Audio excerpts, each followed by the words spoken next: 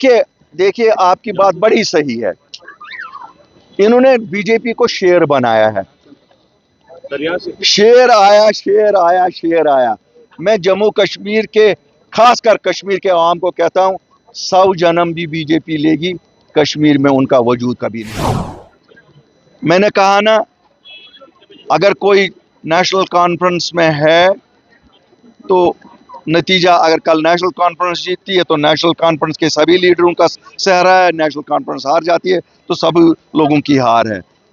جب کوئی بھی صاحب کسی جماعت میں نہیں ہے تب کہا جا سکتا ہے کہ اس سے کوئی فرق پڑا یا نہیں۔ دیکھیے، اول تو وزیر اعلیٰ صاحب کو اس چیز کی کوئی گلہ نہیں ہونا چاہیے کہ ان کی پارٹی کو ٹارگٹ کیا جاتا ہے۔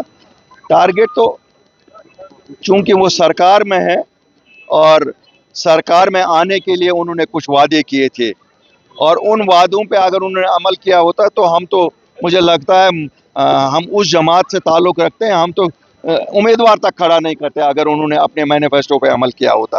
تو اس لیے یہ کوئی ذاتی جنگ تو ہے نہیں۔ اگر آپ ذاتی جنگ کی بات کریں گے تو مجھے نہیں لگتا ہے الیکشن کوئی ذاتی جنگ ہوتی ہے۔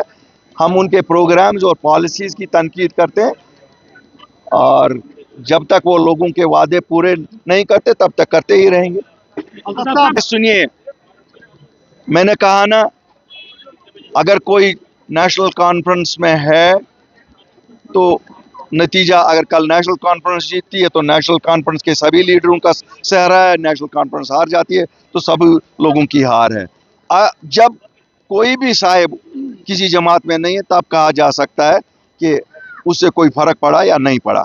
بات ہے، ان چیزوں سے مجھے نہیں لگتا ہے کوئی بری بات ہے اگر بناتے ہیں، لیکن میں نے یاد دہانی دی ہے آج وزیر اعلیٰ صاحب کو، وہ انڈسٹریز محکمہ بھی ان کے ڈپٹی چیف منسٹر کے پاس ہے، اوم پورا کا یہ انڈسٹریل اسٹیٹ تو الاٹ کر لیں، کیوں کم از کم بڑگام والوں کو یہ تو پتہ لگے گی کہ ہاں سرکار کچھ کر سکتی ہے۔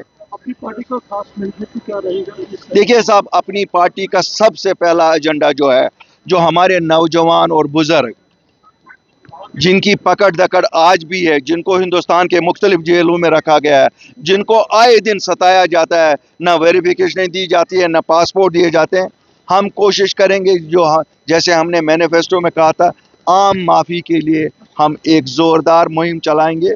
اگر الیکٹڈ ریپرزنٹیٹیو ہوگا اندر بھی چلائیں گے، اور باہر تو ہم جماعت والے ضرور چلائیں گے ہی چلائیں گے۔ صاحب، آپ کی نظر میں بھی آپ کو لگتا ہے بی جے پی یہاں سے دور رہ سکتی ہے؟ آپ بتائیے، انہی میں سے تو کسی نے پرسوں بی جے پی کے امیدوار کو ووٹ دیے، وہاں تو ہم لوگ نہیں تھے۔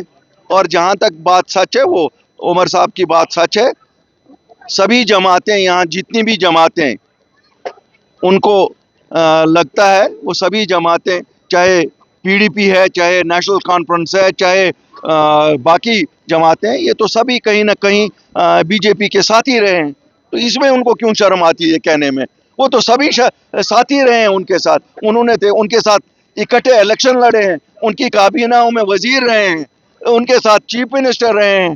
تو اس وقت شرم نہیں تھی جب ان کی مدد سے چیف منسٹر بنے؟ اس وقت شرم نہیں تھی جس وقت ان کی مدد سے فارن منسٹر بنے؟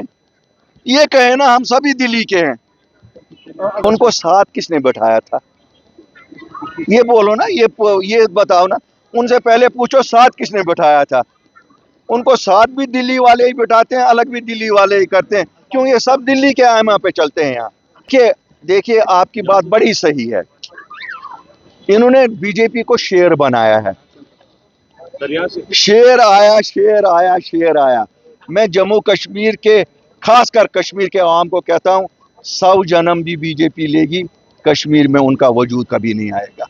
100 جنم بھی لے گی، لیکن شیر تو ہے نا۔ اگر یہ ہم کو شیر سے نہیں ڈرائیں گے تو پھر کس سے ڈرائیں گے؟